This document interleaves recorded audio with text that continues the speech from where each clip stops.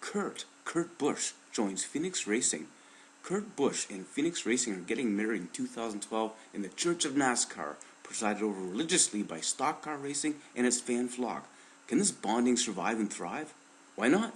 James Finch, the owner of Phoenix Racing, is no pussycat, and Kurt Busch is no wallflower. Both want to have fun and win, and Finch doesn't foresee any problems getting out of hand. He's dealt with iron workers. How difficult can a hard-ass, edgy racing driver be? Here's something they and all the racing teams in the Sprint Series, the big daddy of stock car racing, will have to adjust to.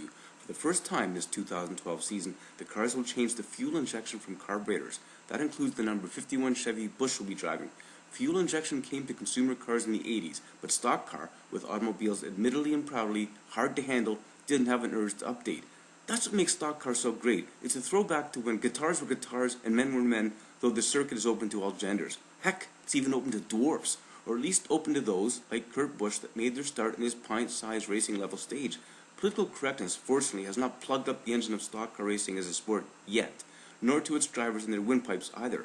Kurt Busch rated a not-so-fine fine of 50,000 smackers for berating television reporter Jerry Punch at the Ford 400 in 2011. Can you get this mother out of my face? Clearly Kurt doesn't play well with others, but stock car racing is not a sport for sissies. Nevertheless, NASCAR wrapped Kurt's fenders, hitting with the old 12-1 violation for actions detrimental to racing, and who knows, detrimental to goodness humanity too. A racing machine melee is a reality incredible to see, and even then, it's hard to believe. Who can forget Carl Edwards getting out of his smashed, burning car and jogging to the finish line as though nothing had happened? Announcers described his car flying into the catch fence as a lick.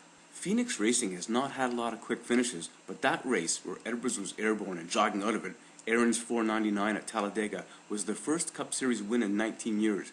Brad Keselowski, who had collided with Edwards, was behind the wheel. But a Phoenix has to rise from somewhere, right?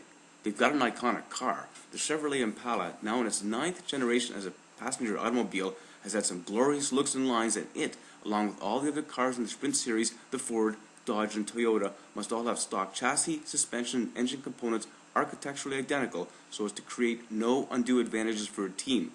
Perhaps you've heard of the Daytona 500? That's a signature event in this racing series, which is broken into two parts, the second being the chase for the Sprint Cup. Race lengths average between 200 and 600 miles, and the cars can hit speeds of 200 miles per hour. There are 18 teams competing, like Penske, and Phoenix Racing has its work cut out for it. With Busch's behavior problems of late, he'll be anxious to show he can come back, and Phoenix Racing has got to be hungry for sustained success. So, Steve Barkdahl, general manager for Phoenix, emphasized that Finch won't flinch in the face of a furious fusillade, fly off the face of the earth tirade from Busch. But for now, everything is a Big Ten for peaches and cream hunky-dory story. Finch says the 8 sponsors, ranging from investment solutions to advertising signage, are glad to see Busch representing their brands, as long as he doesn't go bad and mad. It's weird that Busch, in a lovely address where he doesn't blow a gasket, says, basically, despite 16 wins with Penske, 4 in 2011, on different tracks, the fun wasn't there. He wasn't having fun going to the track.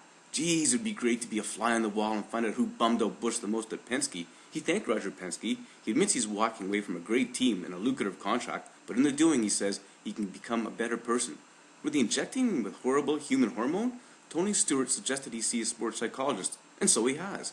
Tony Stewart was the winning driver, and Chevrolet was the winning manufacturer for the 2011 season. NASCAR has its own culture. It's big on advertising. This sentence brought to you by Period Had to Stop Summer's Smooth Running Word Compilation.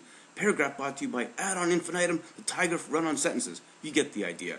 A real NASCAR fan gets the idea, doesn't cheer crashes, knows how to tailgate party, and never ceases to get a thrill at racers turning left quickly.